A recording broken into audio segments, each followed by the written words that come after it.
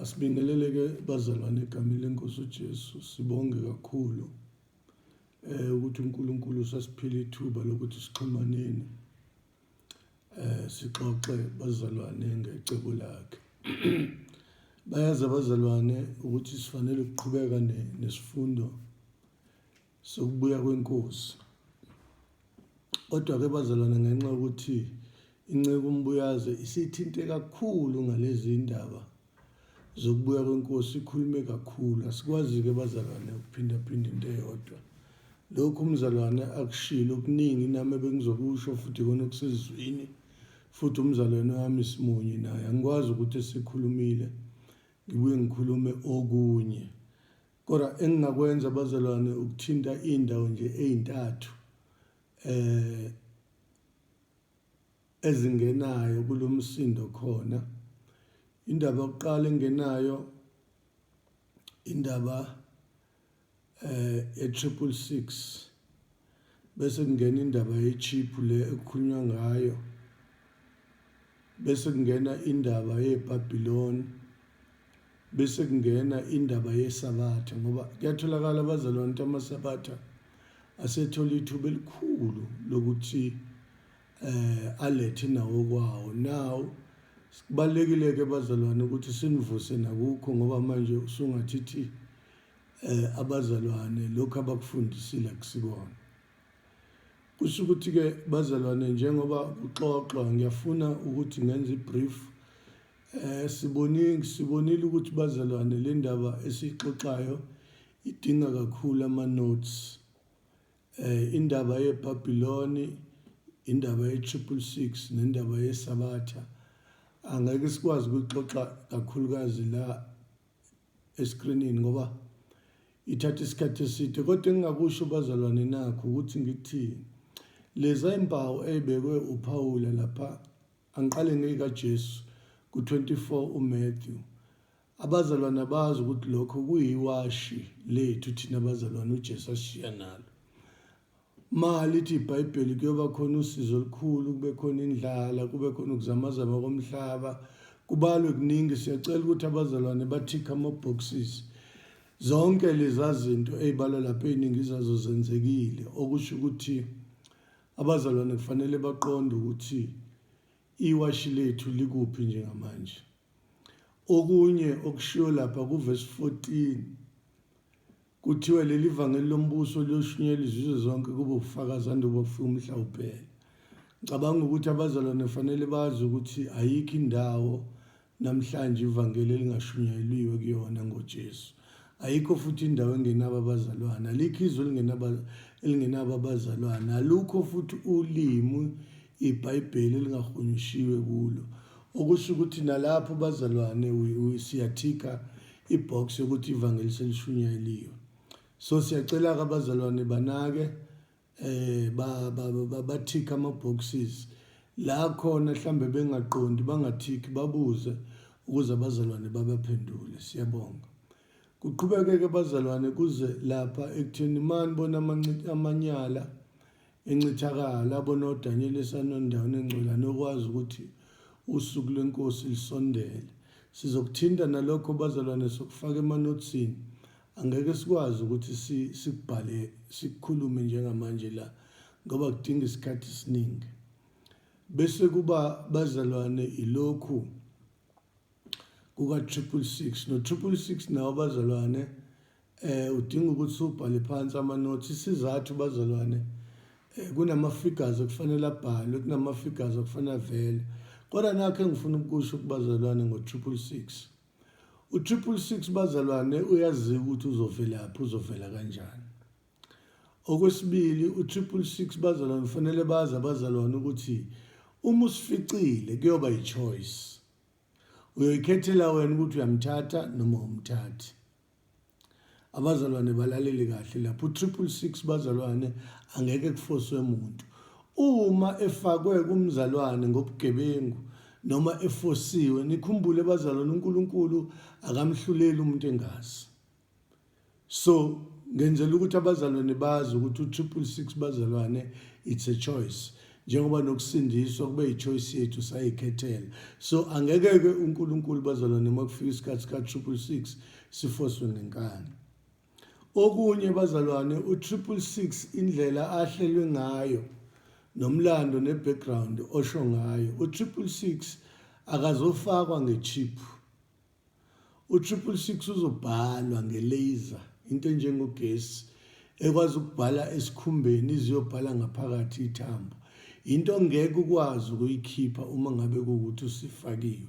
Ichip kodwa bazalwane njengoba beyikhombisa ukuthi ifakwa la usangahamba uyokwenza ioperation uyikhiphe ngoba indlela efakwe ngayo ayifakiwe ethanjeni ifakwe enyameni. Bezwe kahle abazalwane. Okunye ngifuna ukukuveza abazalwane ukuthi u666 akazobhalwa esandleni kuphela. Uzobhalwa esiphongweni, iningi lizobhalwa esiphongweni bazalwane.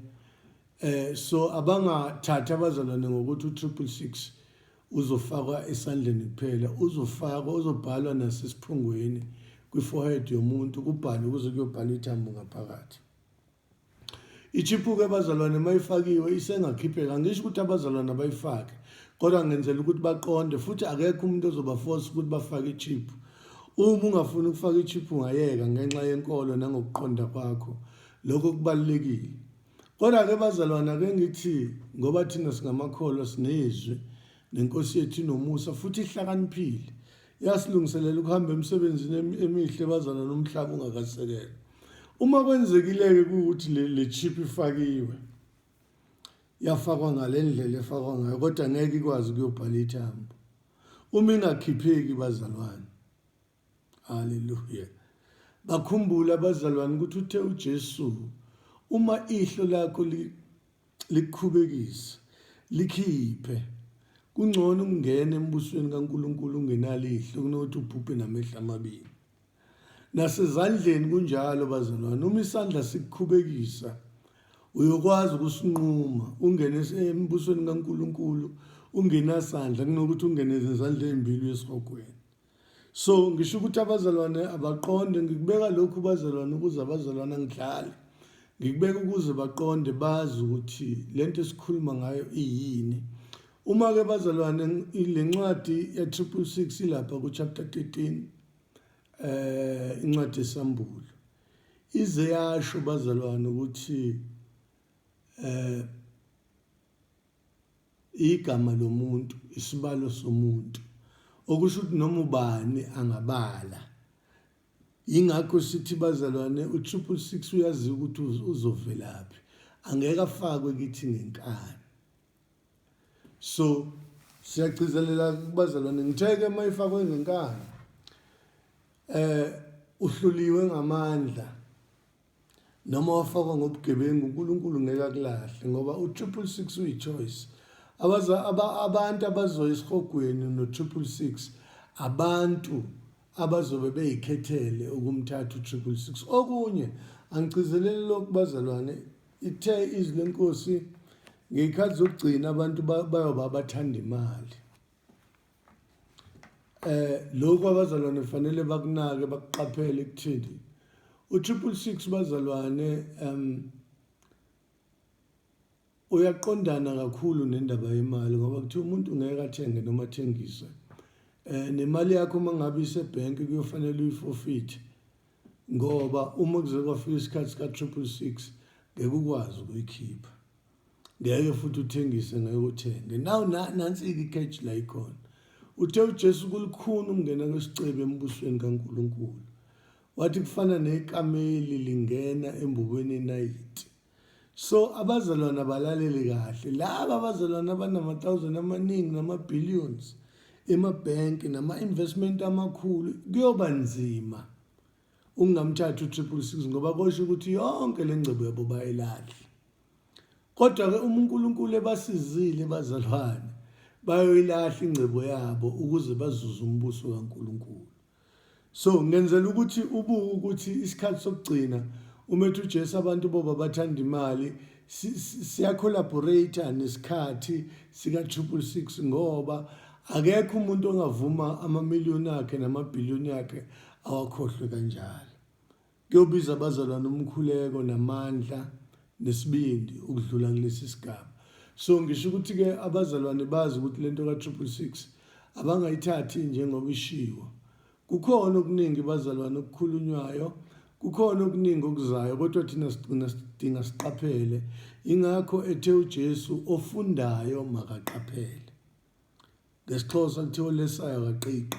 So abaqiqeka abazalwane bazi ukuthi lesi sikhathi isikhathi esinjani, izwi lenkosi lithini. Bazalwane, ngake ngigide kule ndaba, umbuyazi ukhulume kakhulu bazalwane ngale ndaba, futhi ngiyacela ukuthi abazalwane kuphela i-excitement, kuphela ukuthuka, kuphela ukuzwa amazwi amaningi balalela izwi likaNkulunkulu. Ikhuluma inceke inkosi emini emsakazweni, futhi bazalwane kusisize sonke nathi bazalwane sisezothi sibuyeke ezincwancu sifundise inceke yenkosi sifundisile. Ngisho ukuthi ke abazalwane bazi. Sidluleke bazalwane size la kwiBhabhiloni. iBhabhiloni ke bazalwane lichazwe kahle lapha kuSambulo chapter 17. Ila ke bazalwane sogxila khona, sobeka izimpawu zalo, sibeke ukuthi li-identifyeka kanjani, sibeke ukuthi lixhumana kanjani ke lona no666, ngoba enye into ebalekile ukuthi sazi ukuthi u666 uzaleke kanjani, uzovela kahle kahle. U666 bazalwane akaveli kwipolitiki nakwisayensi. Onkosi, akaveli u666 kwipolitiki nakwisayensi bazalwane, kodwa u666 bazalwane uvela elwa nenkolo, elwa ngqo namakholo. Bakwazi abazalwane lokho. Umelana nenkolo, uvela kwi-antichrist. Ingakho bazalwane kufanele abazalwane bafunde baqonde ukuthi u666 uyini. Kona bazalwane siyavuma isayensi nezwi kuhamba kushayisana, lokho ngeke kungenzeki. Isizathu bazalwane lithe izwi lenkosi ngeyikhathi zokugcina abantu aboba bahlakaniphile. Bahlakaniphe kakhulu kwisayensi. Ngicabanga ukuthi abazalwane bezwile ugovernment ekhuluma ukuthi uma kwenzeka usunegciwane, watholakala ukuthi usunalo, into abazoyenza bazotrace ngamafoni ukuthi ubunobani lapho, uhleli nobani, ngaba iseteksini noma ngaba yikuphi, ngoba amafoni ngaleso sikhathi asuke edonsa endaweni eyodwa, bese bekwazi ukubathola abantu abasondelene nalomuntu nabantu abahlangane nalomuntu. Ngifuna abazalwane bazi ukuthi kwamanje bazalwane uhulumeni wethu asikaboni ubugebengu, simbona elekelelana nathi ukulwa nesifo. Kodwa uma sekuvele bazalwane okuwubugebengu nokususa ezweni nasenkolweni uKristu ashiye naye bazalwane siyogudluka kuyena, bakwazi lokho abazalwane. Okugcina ke bazalwane ngithe ngifuna senze namanothi ngesabatha.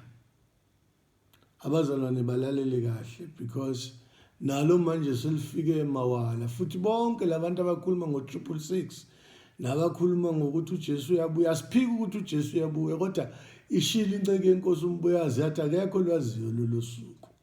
Into esiyibonayo thina izimpawu, njengoba ngishilo ukuthi kulezi impawu bazalwane esibhaliwe eBhayibhelini ziclear kakhulu. Sicela abazalwane bathike nje ukuthi lokhu nalokhu sekugcwalisekile. iBhayibheli like lakhuluma ngobici, angazi abazalwane noma bezuleni. Ubici bazalwane i-mudslide. I-mudslide kusho ukuthi ukusuka komhlabathi uvele ube udaka, umboza abantu ubangcwabe bephila. Leyo nto kuthiwa i-mudslide ikhona eBhayibhelini, yenzekile bazalwane, hayi kude la eAfrika eUganda, ngithi kwafa abantu abawu-400. So okusho ukuthi nalapho bazalwane kwi-mudslide siyathika ukuthi iwashi, uthi lwewashi selidlulile. So abazalwane bazi ukuthi sinewashi lethina eliyizwi, kudinga sithike la iwashi selidlule khona. Everywhere la kwa iwashi lidlule khona sazi ukuthi sesiphumelele, seku-right. Nakho-ke bazalwane engifuna ukugcizelela noma engifuna ukubeka kule nto yesabatha, fanele sazi ukuthi isabatha liyini, lenziwa ubani, lenzelweni, lenzelwe obani. Lento ibalulekile bazalwane kakhulu. kunento abazalwane abangazange bayilandele ukuthi isabatha uNkulunkulu walenzelani. There's a good reason. Ngiyazi abazalwane bazi ukuthi uNkulunkulu wadala izinsuku ezisithupha, ngolwesikhombisa waphumula.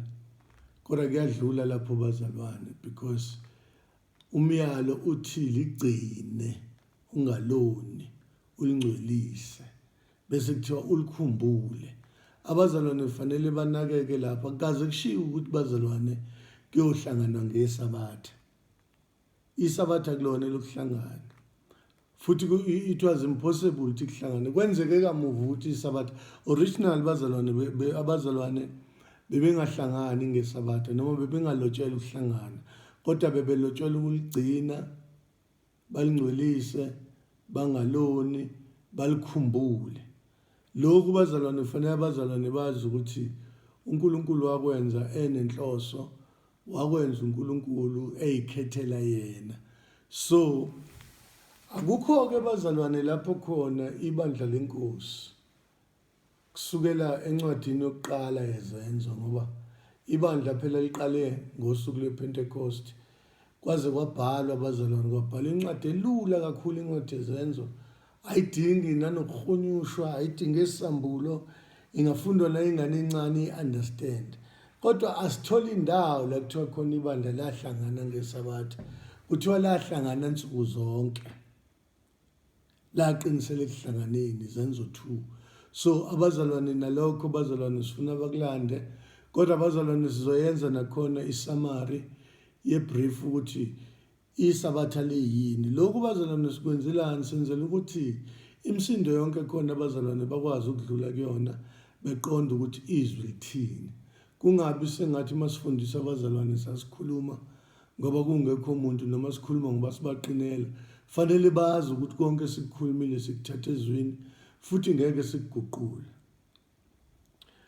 Esikukhulekelayo ke bazalwane ukuthi uNkulunkulu avule ingqondo, uNkulunkulu avule amehlo ethu, uNkulunkulu asinike isibindi, siqiniswe, singadukiswa.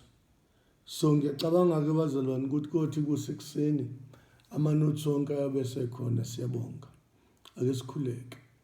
Baba, egameni likaJesu, wena nguNkulunkulu, ungunaphakade, uyabusa ezulwini, uyabusa emhlabeni, unamandla phezu kwemoya yonke, unamandla phezu kwenyama yonke. uNkulunkulu wethu, egameni likaJesu, Baba, usitshelile, wasicacisela Nkosi yami ukuthi ngeke usishiye, ngeke usilahle. Namanje Nkosi yami simi ngenxa yethemba lokukholwa ukuthi nakulesi sikhathi uNkulunkulu wami sobumnyama esinzima, isikhathi sosizi, unathi. Lapho engathi imisindo uNkulunkulu wami iyasicindezela, lapho engathi Nkosi yami imibuso ilwa nathi, lapho engathi amehlo ethu ayavaleka nengqondo yethu iyaphelelwa, sithwale uNkulunkulu wethu sihole sigone, ngoba unguNkulunkulu ogona bakho. Siyazi Baba, egameni likaJesu sekufika ukungabaza nokwesaba kwabanye abazalwane, kodwa uNkulunkulu wethu ithi inceke yakho Eliyama ihamba nenceke yayo, iyayibona ukuthi iyesaba, ibona impi, isixuku sisikhulu. Uyakhuleka umntwana wakho ukuthi awumvula amehlo Nkosi abone. Uma evula amehlo wabona ukuthi baningi uNkulunkulu wami abebengakubo ngaphezu kwempi abebezobhekana. Ngalelo zwi uNkulunkulu wethu sithemba wena, siyazi baningi abangakithi, siyazi uNkulunkulu wethu ukuthi sibizelwe igidigidini zengelosi, sibizelwe kuwe uNkulunkulu weqiniso wadala izwe nomhlaba, sibizelwe uNkulunkulu wami kuJesu umlamuleli wesivumelwano esisha, sibizelwe egazini elikhuluma okukhulu kunelika Abela. uNkulunkulu wami Baba, siyabonga igazi lokufafaza elihlanza izono zethu, igazi elinamandla, igazi uNkulunkulu wami esafafazwa ngalo mhla simukela iNkosi uJesu. Siyabonga Baba, egameni likaJesu. Amen.